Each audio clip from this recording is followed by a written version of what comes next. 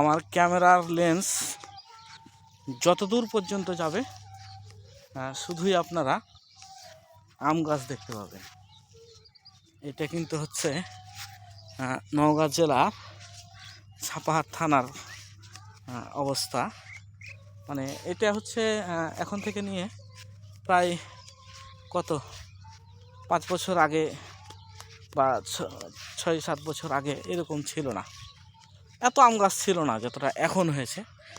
তবে হচ্ছে আপনাদেরকে একটা ছোট্ট ইনফরমেশান শেয়ার করি। যদিও হচ্ছে আম গাছের যে আমের বাণিজ্যিক একটা রাজধানী নিয়ে আমাদের মধ্যে চাঁপাইনবাবগঞ্জের এবং নওগাঁ জেলার মধ্যে কিছুটা বিভেদ সৃষ্টি হয়, সেটা মূলত আমরা অনেকে জানি না এবং হচ্ছে বিষয়টা বিশ্লেষণ করতে একটু ভুল হয়, যার কারণে এটা নিয়ে একটু দ্বন্দ্ব সৃষ্টি হয়। যেমন হচ্ছে চাঁপাইনবাবগঞ্জে আম কিন্তু নওগাঁর অনেক আগে এসেছে, এটা সত্য। কিন্তু নওগাঁ জেলায় এখন ছাপাহার থানাতেই সর্বোচ্চ আমের বেচা কিনা হয়। এটা হচ্ছে 100% সত্য এবং চিরসত্য ধরা যায় এক প্রকার।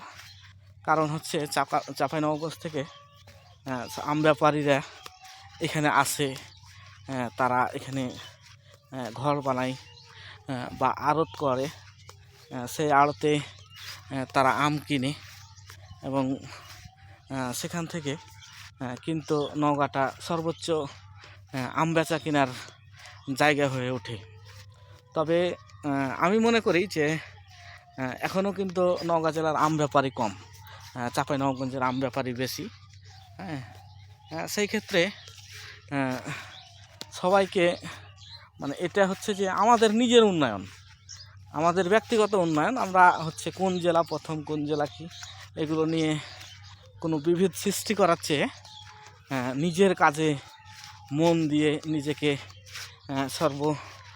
সর্বোচ্চ চূড়ায় সফলতার পৌঁছাইতে হবে, এটাই মনে রেখে নিজের কাজ করি। এগুলো হচ্ছে যে অ্যাকচুয়ালি কোনো না, আমি মনে করি যে এটা আমাদের একটা বোকামির বিষয়, যে হয়তো নওগাঁ জেলা বা চাঁপাইনবাবগঞ্জ জেলা আম নিয়ে হচ্ছে যে একটা বিভেদ বা অনেকে ফেসবুকে লেখালেখি হয়, তো আমি এগুলোকে কোনো কিছুই মনে করি না বা এগুলো কোনো ইস্যুই না।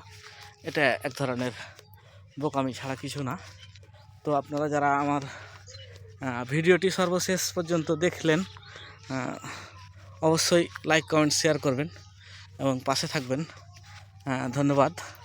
সবাই ভালো থাকবেন, সুস্থ থাকবেন, ভালো রাখবেন।